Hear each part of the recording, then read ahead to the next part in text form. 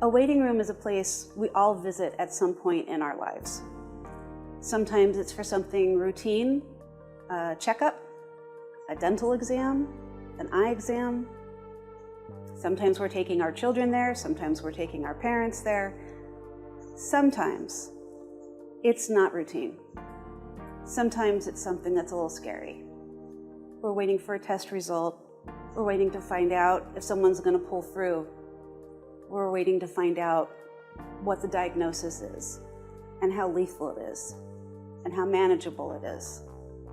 And in these spaces, in these waiting rooms, we're experiencing so many different feelings, but we're not talking about them. And so I wanted to create an actual waiting room to explore what we feel when we're in them and start a conversation about it. It's always important to me to find something that people want to hide, something that is overlooked, something that people have abandoned, and then shine a light on it. And this one is probably my most personal show yet, where I've taken something that I deal with in my life, have for many years, and I'm still dealing with. The photographs in this show start from 2016 and document my time in waiting rooms and hallways and hospital rooms as the caregiver, as the family member, as the support person. And they go all through this year. So it's still part of my life. But medical trauma is a real thing.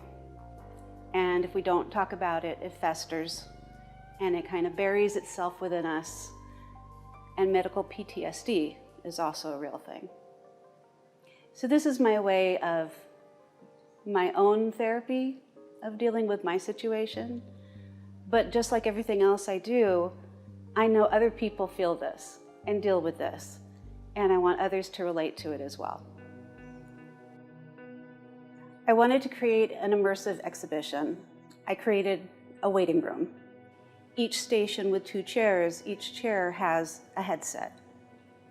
And the same audio is being played so that 2 people sitting at a station will be hearing the same thing at the same time. On this audio are loops of stories that people have sent me. And they're stories of their experiences in waiting rooms. And they're vulnerable and they're poignant, they're honest, they're raw. 708-508. It's all about the waiting. I know the minutes, the hours, and sometimes even the seconds. I feel flat. I feel unimportant. Made me feel so alone and abandoned, literally. And the feeling that no one has an inkling of what she and I go through every single day. In that moment, everything went into slow motion as I tried to process what she said. More than once, we were told she came dangerously close to dying.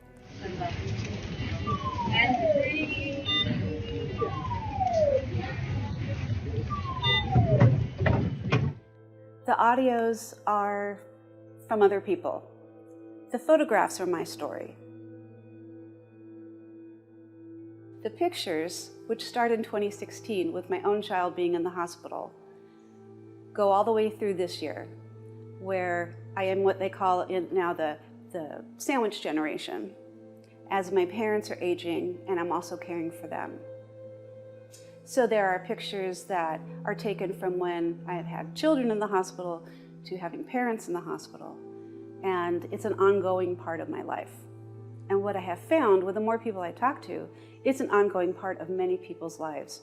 And as the generation gets older and older, we're going to see more and more of this, of people being caught between having to care for children, young adult children, and their parents.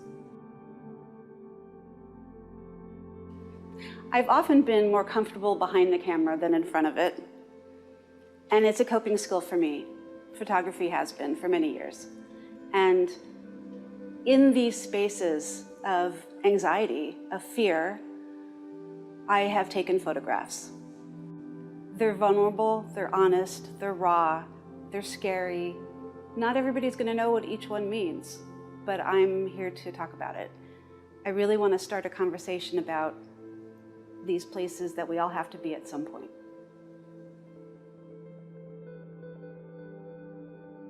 I want to thank everybody who shared their stories with me. It was a big ask. A lot of people said this is something they've never talked about before, which is why I do this.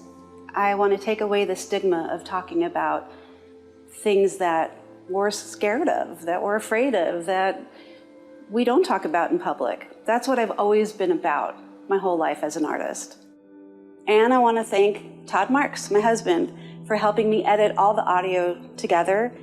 I want to thank Christine Shoemaker with Shoebox for giving me this opportunity and working with me to make this come to life. It's something I've wanted to do for a very long time, and I'm very proud that I have this chance to do it.